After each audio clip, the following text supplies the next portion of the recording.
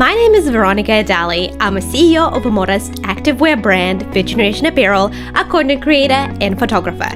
I've been through the trenches of entrepreneurship, and now I'm sharing my story. I'm here to empower and help you work towards your dreams. Whether that means becoming a successful entrepreneur, up-leveling your mindset, or creating impactful content online. I create educational and motivational videos full of practical advice for women who are ready to have more control over their lives and are looking to follow their true passion. If you're ready to learn, get inspired, then listen up, my friend. Hi guys, welcome back to my channel. Today I have a very, very special guest and I can't wait to introduce her to you. Her name is Angela Armstrong. She is a writer. She is my friend. We met on TikTok, we supported each other, and it all just blossomed into a beautiful friendship that we have. And she's also based in New Zealand, which means there is a very strong chance that we meet up and, take our friendship offline. But before writing books, Angela studied English and film at the University of Otago. She taught full-time in schools. She owned an art gallery, and she also a mom. She's a homeschooling mom, and her life is very colorful and she writes beautiful books. She is recording an audiobook right now. She creates content on TikTok. She has a lot of things up her sleeve, a lot of beautiful talents that she can share with us. And today we're going to focus on homeschooling. I spoke a couple of times that I really want to homeschool my boys as something that I've been passionate for a long time, but my son is just about to turn 3 and I really need to start taking it very seriously, my desire to homeschool. And I was like, I don't know where to start. Let's talk to Ange. Welcome to the show, Ange. Thanks. So generous. I need you to follow me around and just be my hype person everywhere I go. I love it. I accept the gig. You've got so much time. That's my purpose in life, to hype people up. You're really good at it. I'm like crying with laughter, but trying to keep it together. All right. Thanks. No pressure. Be so talented. I'm here. But you are, though, you are. And that's amazing because a lot of people, we hear that all the time. Like, when you become a mom, forget about this, forget about that. And you know what? It's a lot, but you don't need to lose yourself. I feel like your horizons only expand when you become a mom. And in my case, it gave me the kick in the pants I needed to work even harder and be a good role model for my kids. Definitely. I agree with that completely. What was your experience like after becoming a mom in terms of your creativity? I think it gave me more depth because I was more well-rounded and I appreciated so much more people. I hadn't realized all of the stuff they had going on, which isn't to say that people aren't mothers, don't have depth. I don't mean that, but it just added a dimension to my life that I didn't have before. And it just expanded my horizons, like I say, and you develop so much more selflessness by necessity. Yeah. So it just changes you.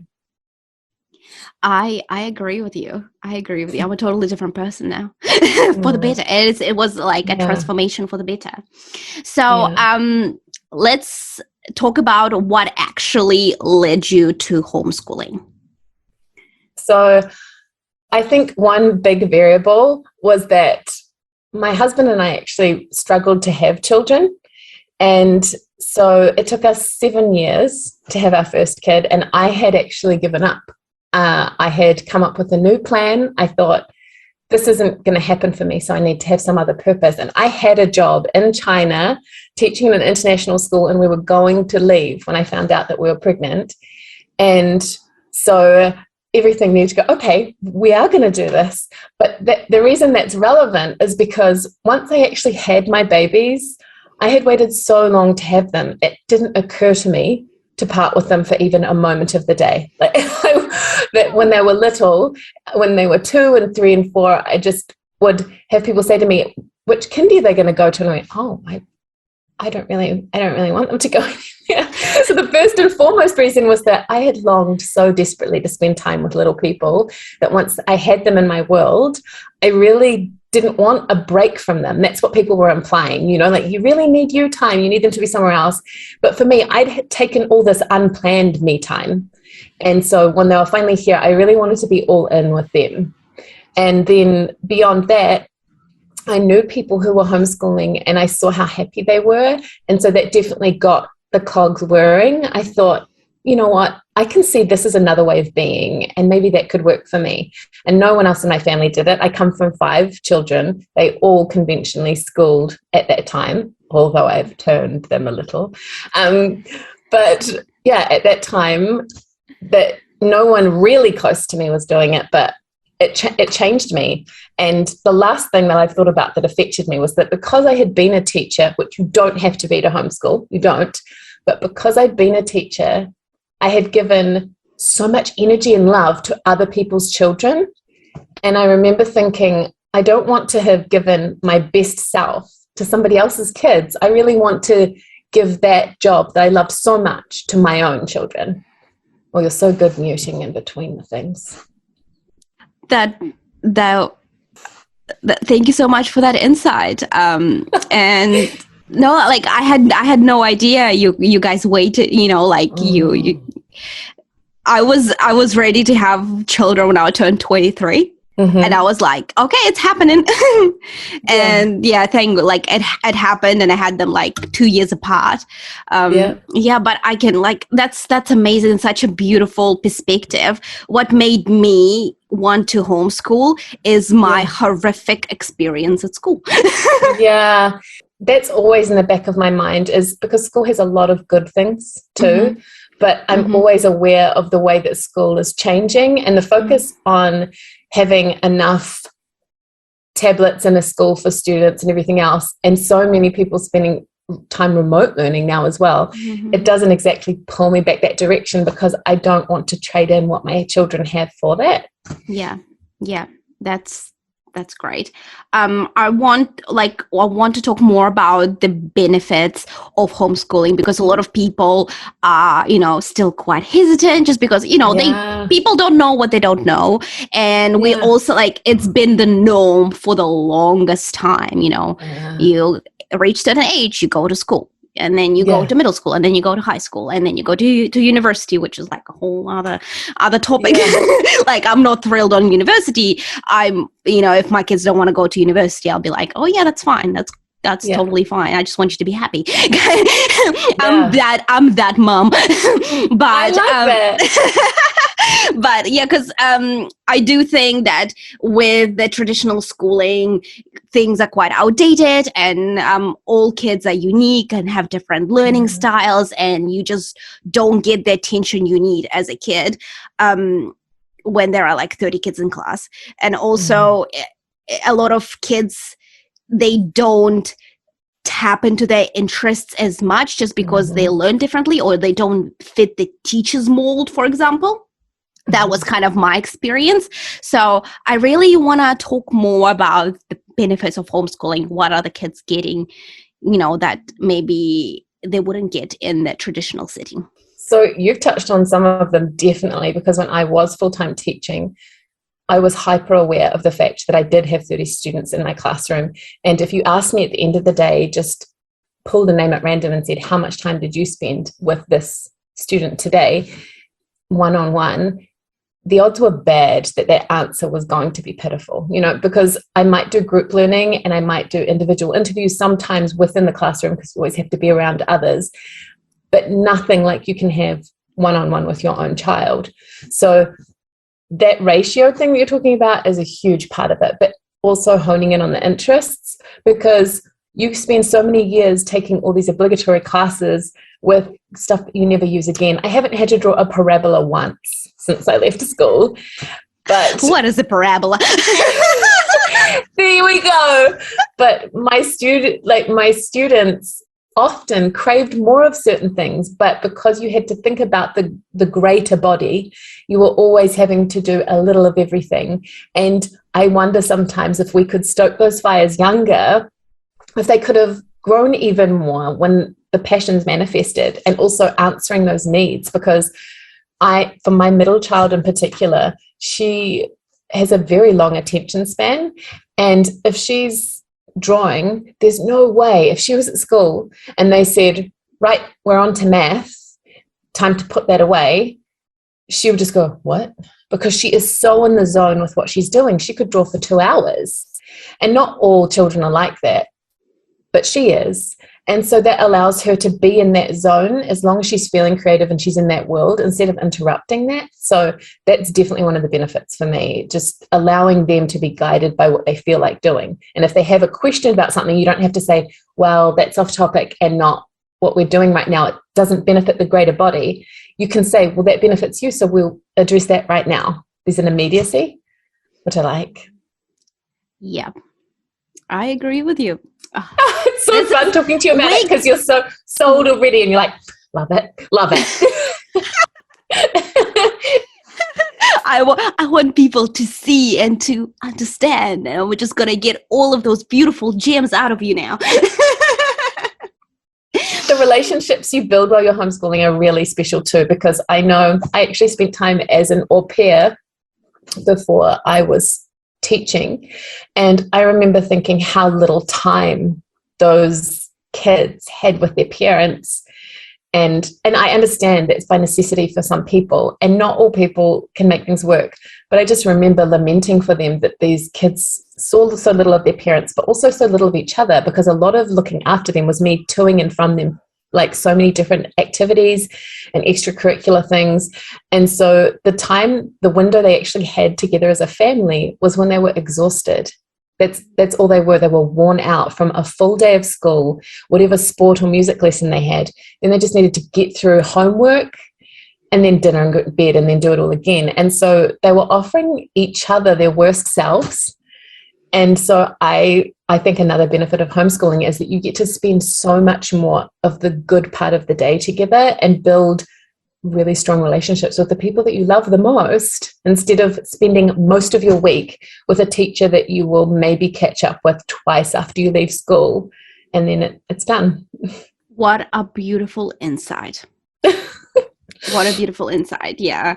That's why, like, my husband and I are working so hard so that both of us can be home for this reason. Amazing. So that we can, run the business together and homeschool together and hang out as a family. I know it, like, and I understand that it is a privilege in a way when you can do that, because everyone has a different situation, and this is us by no means saying that there is only one way, and schooling is the only way to go. Like, this is not that. This is us just shedding the light on the benefits of homeschooling and what it can be and what works, for us, and something that, we can just share our side of the story, because it might just, it might be doable for some people, and they just never considered it. So, yeah. It's surprising the people that pull it, that manage to pull it off too, because because once you are homeschooling, you will meet more people who are homeschooling if you want to. And I have met mums on their own who are schooling, and it just involves that problem solving and seeing, how could I make this work, instead of just immediately filing it as too hard. And so sometimes it's involving grandparents or other homeschooling parents and working it out, so that maybe they spend this day at this person's farm while that person has their job or works, and then they switch, and then they have them back, and this person's good at art, so they do art with their kids and that person's kids. So people do problem solve and make this work, even when they don't have the luxuries of two parents or a job that allows them to stay home. It still can be done if it's something someone really wants. That's a good point, because we can it all comes down to our priorities. So we can always find time and resources to do things that are truly important to us. So while we we've been talking about juggling things, let's talk about how you juggle things. You are a professional writer. You have the most amazing book out that I'm yet to read. that I'm yet to read. I might just have to wait for the audiobook to come out. That's fair. That's totally fair. I can't believe all the things you fit today. Leisure reading, I do not imagine is high on the list. As much as I want, but I listen to audiobooks when I nurse, when I do dishes, when I fold the laundry. You're my next market. Yes. I love stories. I devour them, but it just has to be through my earpods. I get it. But like, how do you balance? Because you probably, as a writer, I'm just guessing here, you have to get yourself into the zone, so the words and the story can flow and like no interruptions, ideally. How do you balance that with homeschooling 3 girls and writing books? I'm just curious. It's evolved over time for sure, because initially when my children were younger, they could be occupied with blocks for a really long time. It was so simple. And also my husband's situation has changed, which affects the whole family. So for a long time, my husband used to do sleepovers as a community support worker for people with disabilities. So he would go away at night and be home in the day, which meant if he'd gotten enough sleep, he was available to spend time with our kids while I wrote. And we had some set routines where he would take them to gymnastics, because I signed them up for classes some days. He'd take them to gymnastics. That's writing time, because I knew that they were happy and engaged. But as things have changed, his job has changed, and we've had to adapt again, which in the course of a kid's education is inevitable. And now he works more of a 9 to 5, but it's actually earlier and later than that. But my kids are older. And so once I have put in some quality time with them and ensured that they feel they've connected, they're strong and independent young women who know what they want to do with their time. And that's one of the benefits of fostering those patterns for a long time, is that they know what they want to do with their day. They have plans, and they'll often tell me, they'll say, today I'm going to work on this story, and then we were going to go down to they've named the forest near us, we're going to go down to the Rapunzel Wood, and we're going to take photos of that fairy house that we made. And they have their own plans. So as long as they felt they've connected, then they usually have their own agenda that they want to work out. So they're happy doing their own thing. That's great. And I really like how you mentioned that, you over time, you've developed those patterns and you guys work together to work it out. And I really want to touch on the thing that you said, you've put in some quality time. That works with my 3-year-old. Like, he doesn't need too much out of me. He just wants some uninterrupted time together where we're both present and we are just enjoying whatever activity is, whether it's modeling clay, blocks, or baking. Yes. He loves to bake, so we bake together. If we have that, then he finds another thing that he's playing with, his rubbish truck. He loves his rubbish truck. And when I notice that he's focused on that, then I can kind of like slip away and, I don't know, answer a few DMs and emails. That's how we do things. Yeah. And I think if we spend time with them when we can, so as well as the quality time that's driven by their interests, if we can involve them in the thing we're doing. So when I'm writing, they can't really sit next to me. It doesn't work. But they can be with me when I'm cooking. They can be with me if I'm going for a drive to run an errand, although I love quiet drives. But, if there's something that you're doing where they can be involved, then make it quality time as well as the thing that you're doing, because the day is too short. So if something can dovetail as a date with my daughter, then I'll do that. So I often, when I start making dinner, ask, does anyone want to help me with this? You want to make dinner with me? Or come get the washing with me. And sometimes they go, because they're in the middle of the greatest Lego creation of all time. But then when they come and you chat while you're picking things, then it's not just washing anymore. It's finding out what they've been processing that day so that you can have a little interview.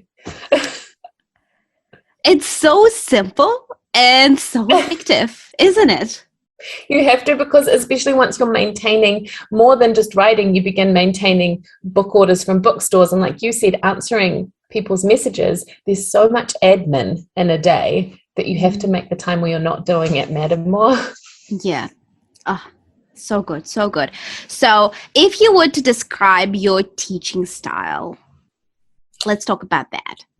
Well, my teaching style as a teacher was very different from my teaching style as a parent, because obviously I'm addressing such a, little group instead of a big group. But I always was so high energy with my students and over prepared and so many resources. But I found with homeschooling that because so much is responding to a question and realizing this is what their mind is ready for, this is what they're inquisitive about, that I can't be prepared for those things. I can't have all of the resources ready and like, well, I'm glad you asked, and whip out like a pre-prepared, like, oh, look, I have a model just on this thing. Instead, that's not how it works, no? Well, hang on. No, this pocket is still empty. So instead, it's more about being ready and available to answer and explore with them and say, oh, let's talk about that and be excited. And I think I use analogies more than anything else because I've thought about this a lot. Like what is it that you do when you're teaching your children now? And it's comparing something that they already understand to the new principle. I do that all day. I feel like my life is constantly comparing things to other things so that I can illustrate a principle. So it's not about being really learned and having all of this stuff ready. It's about giving time and an answer instead of dismissing, because that inquisitive moment is solid gold, and that's when they're going to absorb things, And I think of all the times that you're in school and they info dump stuff on you that you weren't interested in, and so you just stored it in your short-term memory, regurgitated it for the next test or assignment, and then moved on. But when you were into something, that went in the long term. Like you're like, this is the stuff I've been wondering, and you kept it all, and it's still with you. So with my kids, if they're asking about it, that's the stuff I have to address and be available for. Wow, this makes so much sense. So is there room for a curriculum? Do you have to follow a curriculum? There's definitely room for a curriculum. There's so much variety with it. Homeschoolers, some unschoolers or life schoolers, there's lots of different labels, don't follow a really strict curriculum. They're guided by the interests of the child, which doesn't mean not teaching or not helping, but it means being guided by what they need. And when I was a teacher, I was inquiry-based learning, which was similar to this model, but difficult because I had 30 students that I was attempting to lead through inquiries, but 3 isn't as hard. And I use some curriculum because I actually really think numeracy and literacy is super important. So I do numeracy and literacy with my girls every day in the morning, but the rest of the day is very much guided what they want to do. We've signed up for science things. We sign up, but we do surfing for PE. There's so many opportunities for the other stuff. But I really want them to have basic number knowledge. Like my kids all have to be good at math, and they all need to be able to write well. So for me, it's a bit of a hybrid because some allow handwriting and things to come later, but I really want them to master those because I think they're becoming lost arts. And I want those for my kids. So I do want them to know what verbs and adjectives are and just some building blocks. But after we've done that and that is out of the way, then it's really up to them. So some homes are more strict and their home is run like a school, a classroom with set periods that they learn each thing, but with those great ratios, and that works well for them. For us, it's more of a mix. Yeah, once again, it's just a matter of exploring, experimenting, and finding out what works for you and your schedule and your lifestyle. Yeah, definitely. And you don't have to be that one thing forever either. You could do something and evolve. Very, very, very good insight here. So kind. So is there something that you wish you knew before you started homeschooling? I think I didn't know that there was an allowance for doing homeschooling.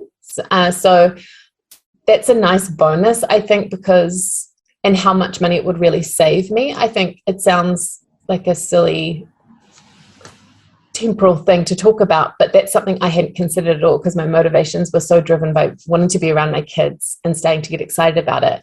But if I had known, I probably would have had less hesitation, because I did visit schools before my eldest turned of age. I went to a few schools and none of them were bad schools, but a definite thing playing on my mind was, how am I going to give her all of this on our budget? But the reality is you don't give them all of that. You don't have to pay school donations. You don't have to buy that whole stationery list at the start of every year. You don't need to buy them a blazered uniform at high school. You don't need to pay for $5,000 camping trips. You'll do things that you do as a family already, spends that you already make. And you don't get the internet in your house like the school did. You already had the internet. So then there's the allowance twice a year, which boosts a little bit. And when that comes in, you just feel like it's a reimbursement for the things you do, or you wait for it and plan. So there's an allowance that the government gives you twice a year to homeschool. So in addition to not paying school fees and uniforms and stationery, all those things, you get this little cash injection. And some people very deliberately spend it, and we do. When that's coming, we go, we're going to do Adventure Forest with that, or we're going to go and see stingrays together as a family with that. We're going to do this set thing. And having that money allocated means that it just adds some stuff to your curriculum in a really fun way, or it reimburses you for the things that you spend because you aren't burdening the school system with your kids. You haven't put them into care, and the government isn't paying for your kids and watching them all day, every day. So there's a little bit of money that comes with it and a lot less that goes out. Well, this is something that I didn't know. Thank you so much for enlightening me. Thank you for enlightening me. It's a bonus.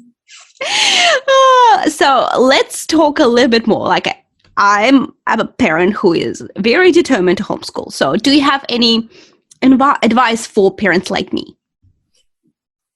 I think the biggest one is find your people, find your community, because everything is so much easier once you find some other people who are doing it. And there's more than one community. Even I'm in Northland, and it's a smaller population, arguably, than lots of New Zealand. But even in Northland, there's like 4 homeschooling groups that I could be a part of where I am. And I'm in a rural little area where the next house is on the horizon. And yet there are 4 homeschool groups that I could participate in here. And I think that's pretty consistent across New Zealand. So it's going onto Facebook or searching homeschooling in your area, asking questions and finding out who those people are. Because even if you don't want to hang out with them all of the time, even if you just find 1 or 2 people that you connect with, they're the best resource. So if you're scared of doing an exemption application, there are people out there who will just say, here's mine, look at it, well, when you do yours. And there'll be people who give you all of these things about how to achieve things with your kids. Like, oh, did you know this art class runs on this day? Did you know? And you'll suddenly have all these opportunities. And that's actually the hardest thing, is learning to say no, because people worry that they'll be able to give so much to their kids and have social experiences. The first thing that people always ask, like, are your kids socialized? The difficulty is saying no, because when you first become involved, you're flooded with all of these things that you can do. And you have to just pick the ones that really work for you, because if you went to everything, when I lived in Dunedin, they would post something and there'd be 2 or 3 things a day that were on, and you could just be off your feet getting your kids to and from all of these things, and their lives can be very full, but you're with them. So it is still different from school. But instead, I would just choose the things I'd go, we're like gymnastics or whatever it was. We're going to do horse riding this term. But it just changes your life, because you can put your kids in a swimming class together with other homeschooled kids in the middle of the school day when the pool is quiet, instead of in that rush time, and they still get whatever those extracurricular things were and that class experience, but it's small and you're with them, with the other parents, and you can share resources and ideas and find great books or great things that they did, so that you can say, you know, my kid's this age and I have been trying this, and you still have support. It's like the staff room meeting, but of other parents, and doesn't cut into your quality time with your children. So it's a huge win for me. Wow. Well, consider that myth busted. so much socialization. My kids are constantly begging for sleepovers, and they have friends coming and they go to friends' houses. And the beauty of it is we're not limited by a really small window of opportunity. They can do it in the middle of the school day. If they meet their friends at a playground, the playground is theirs. Them and the toddlers, it's all theirs. That's amazing. That's truly, truly amazing. So before I let you run away and get on with your day, I have one last question for you. So as a parent, what are your goals when it comes to homeschooling? Me, foremost, I want happy humans. Happiness is just the thing that comes to mind the most. But I also want them to be resilient people who contribute to their communities more than anything. And New Zealand schools do attempt to juggle like essential values alongside curriculum, but there's still so much assessment that this sometimes gets lost, like all of the values-based teaching, and everyone's values are different. So it can be really, really tricky. So for me, like you said, university may not be the form goal at the front of my mind. If they want that, I'm going to support that. But ultimately, I want them to be contributing to communities. So I'm trying to give them the skills and the resilience to cope with whatever the world throws at them and find their way, supporting their own skills. It's just different. It's seeing this whole person and wanting them to be a really happy adult, not seeing this person whose grade is this and I need them to pass this test so that they have this many credits. It's just not. It's not important to me. And you'll find that homeschoolers are often world ready in a way that surprises you compared to schoolers. And again, I'm not poo-pooing school because school has its benefits. Mm-hmm. But homeschoolers typically shop with their parents, budget with their parents, cook with their parents, do laundry with their parents. And so when they move out, they've been doing all of those things for years. Mm-hmm. And they're capable of continuing to do the life learning stuff that they didn't have time for when they were filled with the schedule of classes of topics. Yeah, and assessments. When I look back, it was just put so much pressure. Like really I came here as an international student.